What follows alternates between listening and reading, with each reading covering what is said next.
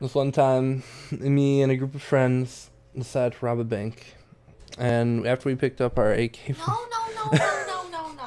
Alright. The setting. Delmore Community Hospital Health Center. The time, 2 years ago. Early morning. Temperature was kind of cold. We walk into the doors. He looks at me, he's like, Mike, we're gonna do jumps. Box jumps. I'm like, alright. So, we do that. He goes up, does 10 box jumps. Not just any box, mind you, but a box made of metal frames with edges and spikes and landmines on the box. And then, that's when the aliens came. The aliens crashed through the door, and then I pulled out my laser gun and I started shooting them, but it was too quick. Kevin went down. I was like, no, Kevin! Why? Take me instead! Mike, this is the last project. Takes place at the Delmore Community Health Center in Batavia, Illinois, where me and my friend Kevin had been working out for a couple weeks now. We just started. We walked into that day like any other day.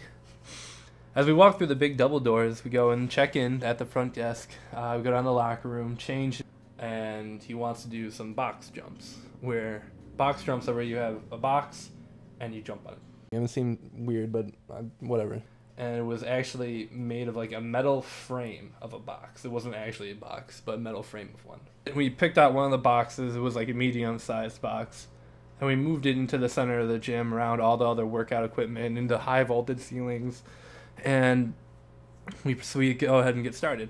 Kevin starts off and he's like, all you have to do is we'll start off with 10. And I had never done box jumps before, but he's a very fit individual, and he just did 10 like it was nothing, no problem.